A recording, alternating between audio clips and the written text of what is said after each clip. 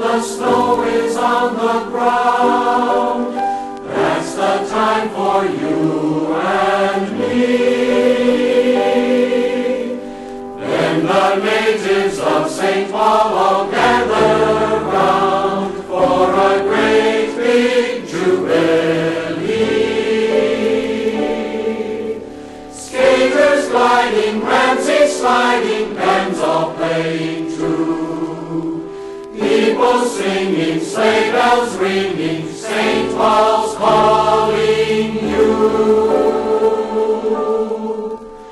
Come to the great Northwest, the land we love the best. Up to the carnival at Old St. Paul. Everybody's dressed right up in carnival array. From Wabasha to Robert is a great white way. Hail, hail, the gang's all here, the people one and all. So if you want to have some fun, you'd better pack your grip and come up to the carnival at Old St. Paul. Up to the great Northwest, the land we love the best. Up to the carnival at Old St. Paul. Everybody's dressed right up in carnival array. From Wabasha to Robert is a great white way. Hail, hail, the gang's all here, the people one and all. You'll have the best time of your life if you forget your home and wife. Come to the carnival at Old St. Paul.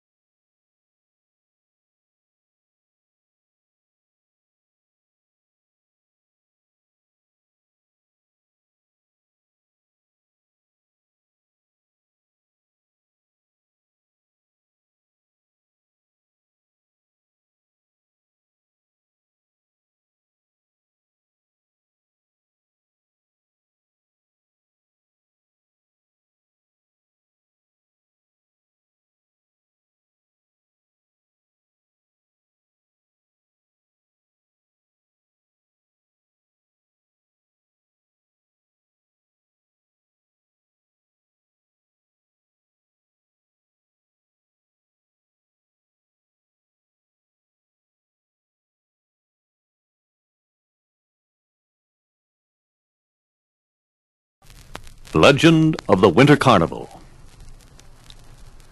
A long, long time ago, Astraeus, the god of starlight, and Eos, goddess of the rosy-fingered morn, were wed.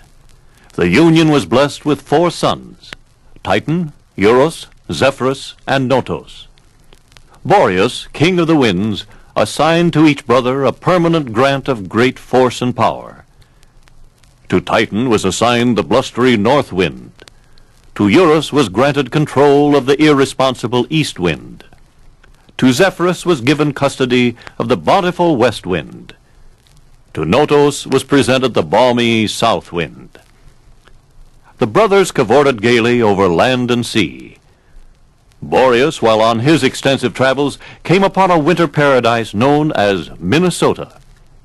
He paused to behold the enchanting beauty of a magnificent group of 7 gently sloping hills, in whose embrace nestled a beautiful city. Boreas whistled in sheer ecstasy.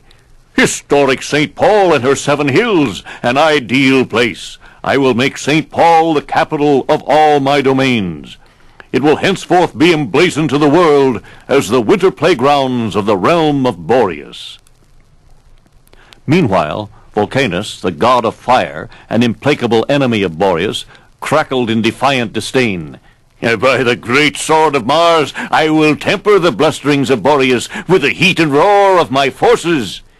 He was tireless in his bitter resistance to all the festivities of Boreas. Undaunted, Boreas proclaimed a celebration in the spirit of gay carnival. "So be it," shouted Boreas. "There will be carnival in old St. Paul." Preparations were made in all the principalities, provinces, and royal houses within the realm of St. Paul. Volcanus, the Fire King, made known his determination to attend the great festival. He was tireless in his bitter resistance to all the works of Boreas. Boreas paid little heed to the warnings of the Fire King. And so on the appointed day, it came to pass that St. Paul welcomed the coming of Boreas. The king headed a gigantic parade of his mighty legions. The festivities continued with winter sports, challenging games of wit and entertainment to awe even the king. Boreas soon announced that a grand coronation would be held in the great hall of Jupiter, and he would select a lovely queen to reign with him. The most beautiful maidens of the capital domain would be in attendance, and one would be chosen Queen of the Snows. The Lord High Chamberlain solemnly revealed the chosen maiden and escorted her to the royal throne. Boreas himself placed the jeweled crown upon her fair head. She was acclaimed Queen of the Snows. The carnival reveled with great feastings, competitions, and displays. Midway through the celebration, a courier brought news that Volcanus planned to storm the ice palace of Boreas. The King of Fire breathed defiance. "The people of the realm will soon discover that their comfort and safety rests with me. I will give them warmth when Boreas leaves them cold." The gala carnival continued unabated. Minstrels played and sculptures appeared from snow mounds and ice blocks. With a sudden fury, the night air reverberated with the thunder of bursting bombs. The heavens flamed with the red glare of exploding rockets. An assault upon the great palace of Boreas created wildest confusion. In the midst of the inferno, Volcanus appeared upon the parapet, shouting in frenzied triumph that this revelry proclaimed by Boreas must cease. "Go ye back to your hearth and your workbenches," he cried. Boreas rushed to his palace and girded to encounter the foe. But from within the palace came the Queen of Snows. She pleaded with Boreas to yield in the interest of peace and goodwill, rather than subject her beloved people to the terrors of bitter strife and warring of the elements. "You have cheered them mightily, good Boreas," advised the queen. "The 10 days of carnival you proclaimed have been abundantly fulfilled. Health and vigor you have imparted to them, joy you have brought to them. O Boreas, is it not best that our good people enjoy these beneficent blessings and return to the pursuit of their labors?" Pondering the queen's fair counsel, Boreas agreed it is best that the royal family be gathered together to spread out beyond the realm and share the good news of St. Paul and her spectacular winter beauty. What better way than to join in the celebrations of cities throughout the land, as they have come and joined in carnival these festive days? And so the rich living tradition of carnival is carried to peoples across the country throughout the year, until the white mantle of another January beckons a return to this midwinter jubilee of the nation.